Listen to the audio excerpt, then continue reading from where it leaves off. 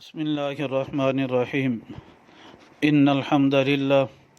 والصلاة والسلام علی من لا نبی بعد اما بعد عقیدہ ختم نبوت کے بارے میں حدیث نمبر 196 بیان کی جا رہی ہے۔ یہ حدیث مبارکہ کنز العمال فی سنن الاقوال والافعال میں موجود ہے، جلد نمبر 13 صفحہ نمبر 109، رقم الحدیث 36742۔ راوی حضرت حذیفہ رضی اللہ تعالیٰ عنہ ہیں، فرماتے ہیں کہ نبی پاک صلی اللہ علیہ وسلم کے پاس ہم بیٹھے ہوئے تھے، کنّا جلوسا عند النبی صلی اللہ علیہ وسلم فقال، آپ نے فرمایا، انی لا ادری ما قدر بقائی فیکم، میں نہیں جانتا کہ میری زندگی کتنی رہ گئی ہے تم میں، فاقتدوا بالذین من بعد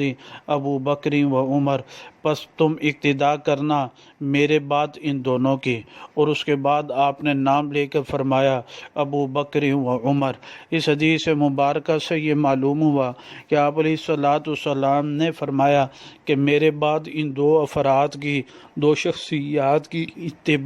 اقتداء کی ضرورت ہے، اور میرے بعد کسی نئے پیغمبر، کسی نئے دین، نئی شریعت کی ضرورت نہیں۔ بس ان صحابہ جو خصوصاً حضرت ابو بکر، عمر فاروق رضی اللہ عنہما، ان کی اقتداء کرو گے جنت میں داخل ہو جاؤ گے۔